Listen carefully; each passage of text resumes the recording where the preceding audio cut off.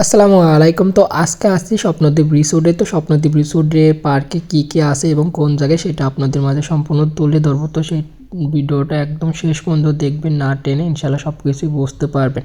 তো এই পাবনা স্বপ্নদ্বীপ রিসোর্টে প্রথমে আসার পর আপনারা এরকম একটা গেট দেখতে পাবেন। গেটের আসার পর দেখবেন এরকম স্বপ্নদ্বীপ রিসোর্ট লেখা আছে। তো আপনাদের টিকিট মূল্য নেবে হচ্ছে 100 টাকা জনপ্রতি।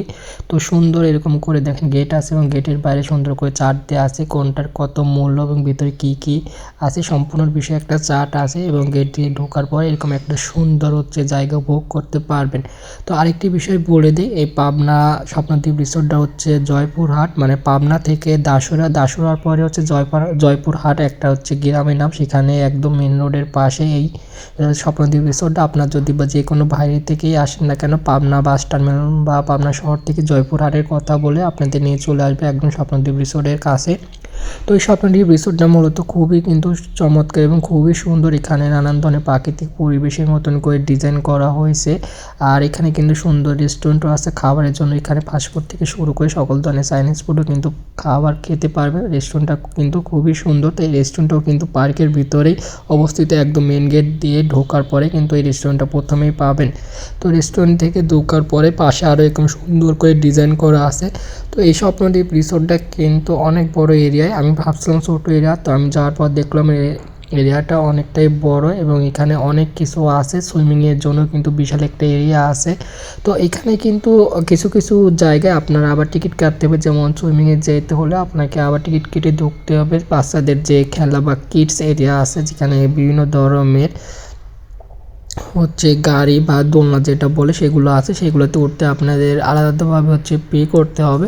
তো এখানে কিন্তু ছবি ওঠার জন্য অনেক সুন্দর চমৎকার ডিজাইনের মূর্তি বা যেরকম ঝর্ণার সিস্টেম করা আছে। আপনারা চাইলে এখানে ছবি উঠতে পারবেন। তো স্বপ্নদ্বীপ রিসোর্টে একটা বেশি জিনিস খেয়াল করলাম যে এখানে বসার জন্য অনেক বেশি জায়গা তৈরি করছে, বসে আপনি সময় কাটাবেন সেই জায়গাটা আর কি বেশি তৈরি করা, এখানে বসার জায়গাটা দেখলাম বেশি।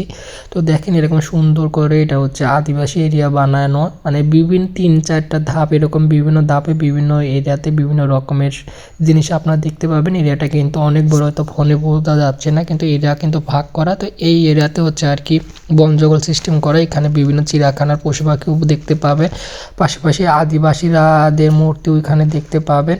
তো এই এরিয়াটা এইটা মেন গেট দিয়ে ঢোকার পরে এটাও উপভোগ করতে পারবেন। এখানে ঝর্ণা সিস্টেম, এটা মেন গেটের পাশে। আর উপরে ওই জায়গায় রেস্টুরেন্ট, ওখানে রাশিয়ানরা থাকে আর কি, যারা কাজ করতেছে পারমাণবিক বিদ্যুৎ কেন্দ্রে, ওরা ওখানে আর কি ভাড়াটে আছে। তো আসলে আপনারা চাইলে কিন্তু স্বপ্নদ্বীপ রিসোর্টে আসতে পারেন। এখানে উপভোগ করার মতো সুন্দর সুন্দর জায়গা আছে, যেখানে আপনি ছবি উঠতে পারবেন, মনোরম পরিবেশে বসে এসে বন্ধু বান্ধবদের সাথে এসে গল্প গুজবও করতে পারবেন। আর এখানে ফ্যামিলি ট্যুর বা স্কুল থেকে পিকনিকে আসার জন্য সুন্দর করে বড় মঞ্চ তৈরি করা আছে, যেখানে আর কি বাচ্চারা বা ফ্যামিলিগতভাবে পিকনিকের ব্যবস্থা করতে পারবে। তারা বসে খাবার দাবারের সিস্টেমও করা আছে। তো মূল কথা, পার্কটা কিন্তু খুবই সুন্দর।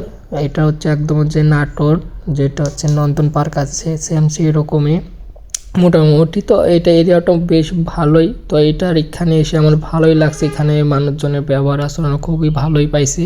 তো ফার্স্ট টাইম আমি স্বপ্নদ্বীপ রিসোর্টে আসছিলাম, যার কারণে আমার ভালোই লাগছে। তো এখানে আসলে আসার পর ভালো লাগার মেন আরেকটি কারণ আমি ভাবছিলাম এরিয়াটা ছোট হবে, কিন্তু এসেও দেখি অনেকটা বড় এরিয়া এবং এখানে ছবি ওঠার পাশাপাশি বসে থাকা বিভিন্ন রকমের খাবার দাবারও আছে, যার কারণে মোটামুটি আমার কাছে ভালোই লাগছে। তো আপনারা যারা কাছে পাবনা থেকে যাইতে চান, তারা পাবনা স্বপ্নদ্বীপ রিসোর্টে কিন্তু আসতে পারেন। রানা পার্কের থেকে কিন্তু স্বপ্নদ্বীপ রিসোর্টটাই আমার সব থেকে ভালো লাগছে। রানা পার্ক এরিয়াটা বড় হলেও কিন্তু ওটা অতটা ভালো না আর কি, ওখানকার পরিবেশটা অতটা ভালো না।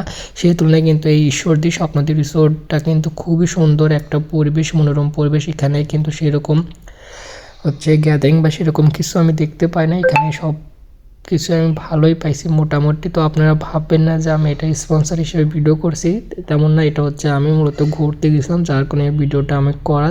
অনেকে হয়তো এই জায়গাটা চেনেন না, তাদের জন্য এই ভিডিওটা করছি। এবং এটা মূল করার আরেকটি বিষয় যে পার্কে কি আছে, যাতে সবাই এই ভিডিওটা দেখে আর কি আগে থেকেই দেখে তারপরে আসতে পারে যে তারা আসবে কি না। কারণ একটা পার্কে কী কী আছে সেটা না জেনে আমরা যদি যাই শুধু শুধু আমাদের গাড়ি বা এবং টিকিটের যে টাকা এটাই হচ্ছে লস হবে, যার কারণে আমি মূলত ভিডিওটা করা। তো ভিডিওটা ভালো লাগলে অবশ্যই আমার চ্যানেলটা আপনারা সাবস্ক্রাইব করে দিবেন এবং আপনারা যে কমেন্ট করতে পারেন। আর কে কোথা থেকে দেখছেন অবশ্যই সেটা কমেন্ট করে জানাবেন। তো এরকম করে কিন্তু সুন্দর একটা সুপুরি গাছের হচ্ছে মানে সুপুরি গাছের মতন যে পাতা বলে আর কি, ওরকম একটা সিস্টেম করা। এই জায়গাটা কিন্তু সুন্দর। তো আরও অনেক কিছু আছে, হয়তো সম্পূর্ণটা ভিডিওতে তুলে ধরে সে সম্ভব হয় নাই, যার কারণে দুঃখিত। তো আপনারা চাইলে কিন্তু এখানে আসতে পারেন।